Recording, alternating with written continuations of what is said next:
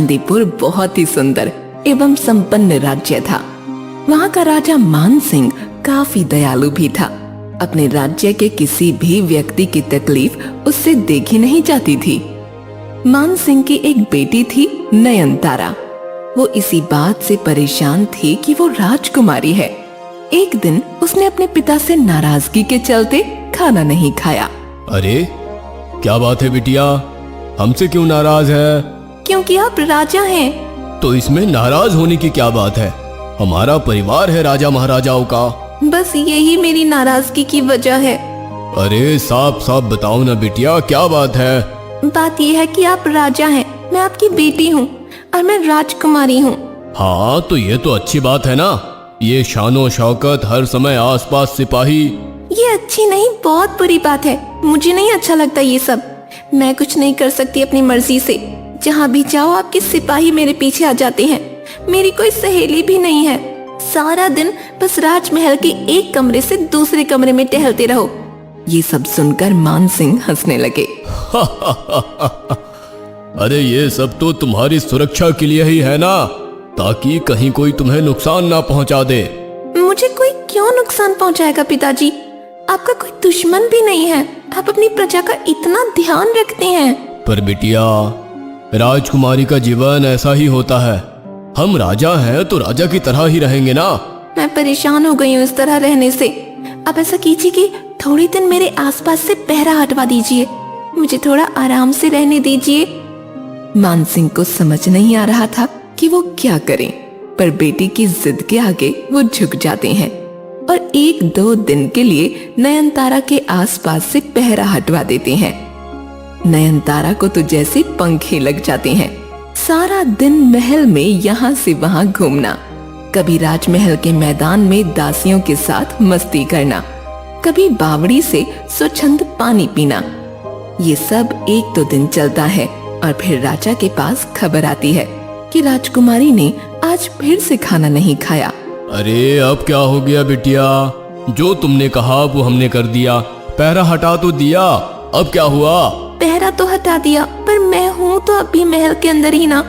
पहले भी अंदर थी, अब भी अंदर ही हूँ। तो क्या चाहती हो बिटिया? मुझे बाहर जाना है, राज्य के लोगों से घुलना मिलना है, सहेलियाँ बनानी है। नहीं नहीं बिटिया, अब ये तो नहीं हो पाएगा। ऐसे कैसे होगा? नयनतारा मान सिंह की तरफ मुड़ती है। सब हो सकता है पिताजी, मैंने सब सोच लिया है। हमारे ही महल में एक दासी है जो पास के गांव में ही रहती है। मैं उनके घर उनकी बहन बनकर रहूंगी। किसी को कुछ पता नहीं चलेगा। अरे नहीं बेटिया, ऐसे कैसे हो सकता है? तुम एक छोटे घर में कैसे रह पाओगी? कुछ नहीं होगा पिताजी। मुझे वैसे भी ये बड़े बड़े कमरे और सोना चांदी पहने रहना अच्छा नहीं लगता। थोड़े दिन सादा जीवन बिताना है। फिर वही होता है। मान सिंह अपनी बेटी के आगे हार मान लेते हैं और उसे दासी के साथ उसके घर रहने के लिए भेज देते हैं। नयनतारा को 1-2 दिन थोड़ी परेशानी तो होती है, पर उसे वहाँ रहना किसी कैद से आजादी जैसा लग रहा था। कुछ दिन में वो दासी के घर में कामकाज में हाथ भी बटाने लगती है। अरे आप मत कीजिए राजकुमारी जी, मुझे दंडित किया जाएगा। सुनो, मुझे राजकुमारी मत बोलो, यहाँ मैं तुम्हारी बहन हूँ। और हाँ, कोई दंडित नहीं करेगा। मैं अपनी मर्जी से तुम्हारे साथ आई हूँ और काम कर रही हूँ। तुम बस मुझे यहाँ आराम से रहने दो और वो करने दो जो तुम रोज करती हो। इतनी बात सुनकर दासी भी चुप हो जाती है। अब रोज सुबह नयनतारा एक आम लड़की बनकर पानी भरने जाती है, सब्जी लेने जाती है और झाड़ू भी लगाती है। एक बार जब वो पानी भर रही थी तो उसने देखा उसके पिताजी ने सिपाही के हाथ कुछ मोहरें भेजी हैं, पर उसने सिपाही को वापस भेज दिया। उसने न सिर्फ लेने से इनकार कर दिया, बल्कि सिपाही को वापस आने के लिए भी मना कर दिया।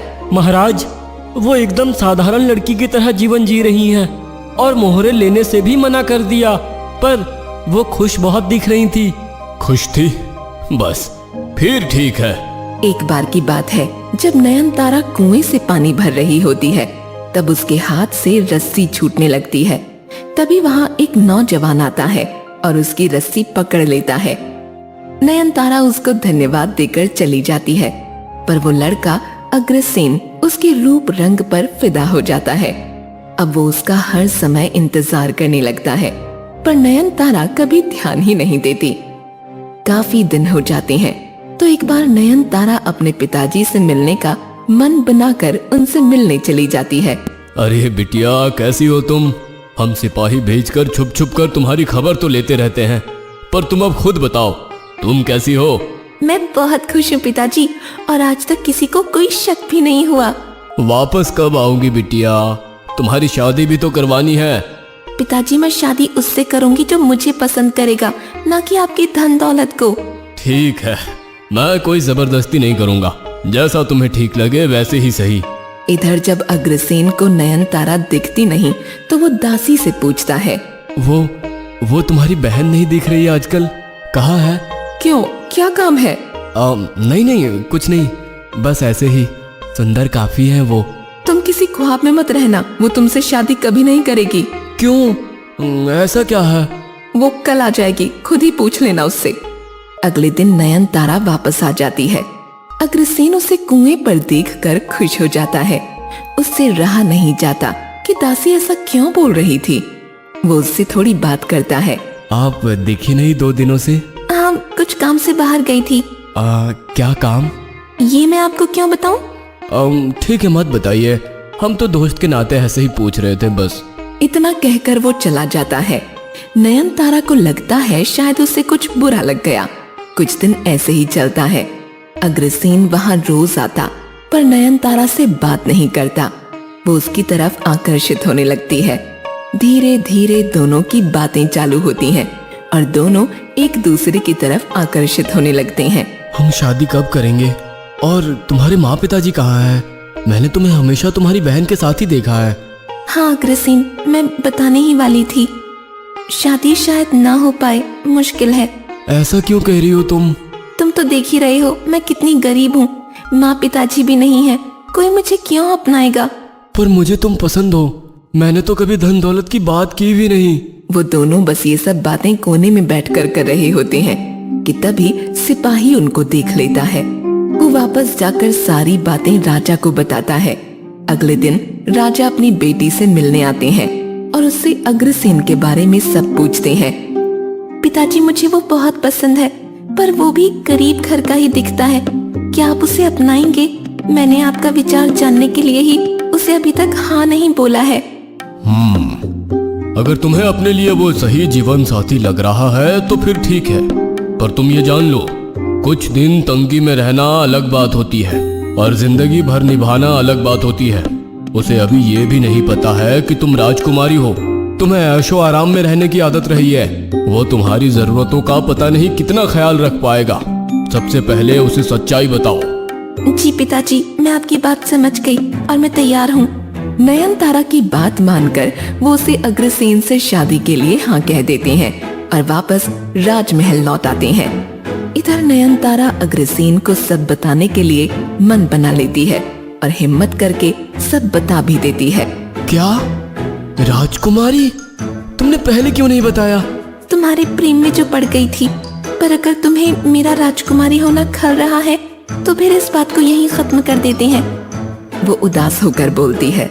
नहीं, ठीक है, पर मैं ये चाहूंगा कि ये बात हमारे बड़ों के बीच भी हो एक बार। मैं भी अपने माँ पिताजी को लेकर तुम्हारे महल आता हूँ। बस ये बात करके नयनतारा वापस राजमहल लौट जाती है और अग्रसेन अपने घर बात करता है। एक अच्छा सा दिन देखकर अग्रसेन नयनतारा को बोल देता है कि वो और उसके माँ पिताजी आज उसका हाथ मांगने आने वाले हैं। उनके स्वागत की सब तैयारियां हो जाती हैं। कुछ ही देर में एक सजीला सा राजकुमार बैंड बाजे के साथ उसके द्वार पर आता है। उसके पीछे पीछे हाथी घोड़ों की सेना होती है और राजा रानी भी। किसी को कुछ समझ नहीं आता।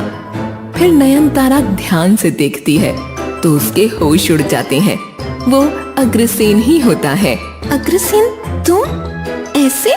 अग्रसेन नहीं, राजकुमार अग्रसेन राणा सिंह। क्या? जैसे तुम सच्चे प्यार की तलाश में साधारण जीवन व्यतीत कर रही थी, मैं भी अपने महल से दूर रहकर वही कर रहा था।